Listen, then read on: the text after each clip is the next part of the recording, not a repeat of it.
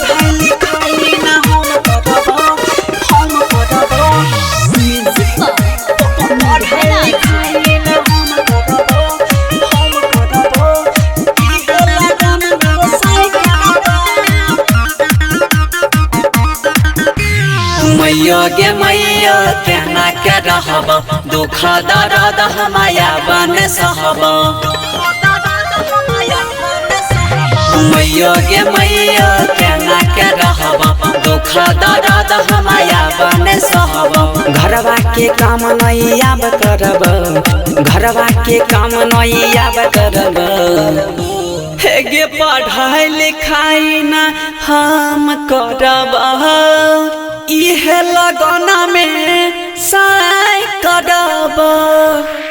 पढ़ाई लिखाई न हम करब इहे लगन में साय करब पढ़ाई लिखाई न हम करब इहे लगन में साय करब पढ़ाई लिखाई न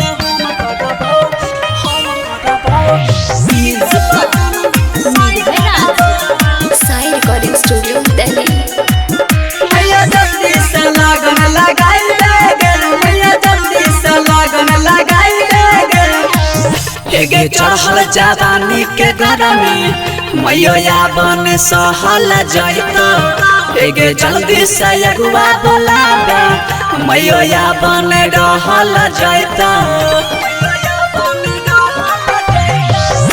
गे चढ़ल जवानी के गरमी मैया बन सहल जाइता गे जल्दी से अगुआ बोलाबे मैया बन रहल जाइता गे अब नहीं जवानी कंट्रोल करब अब नहीं जवानी कंट्रोल करब गे पढ़ाई लिखाई ना हम करब इहे लगना में साय करब पढ़ाई लिखाई न हम करब इहे लगन में साय करब पढ़ाई लिखाई न हम करब इहे लगन में साय करब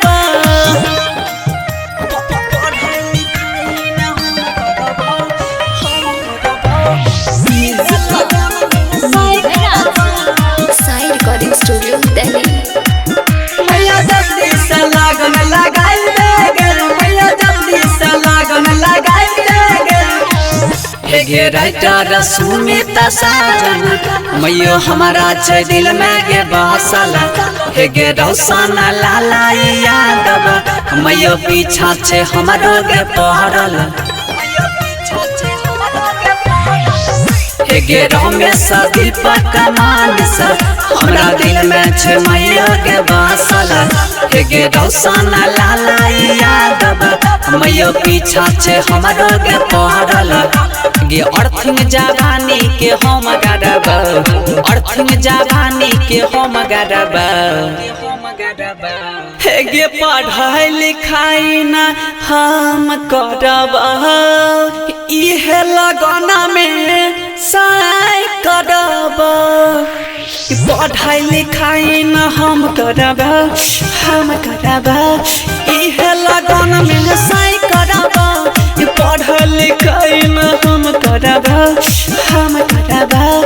इहे लगन में साय करब। Recording by Honey Star Delhi.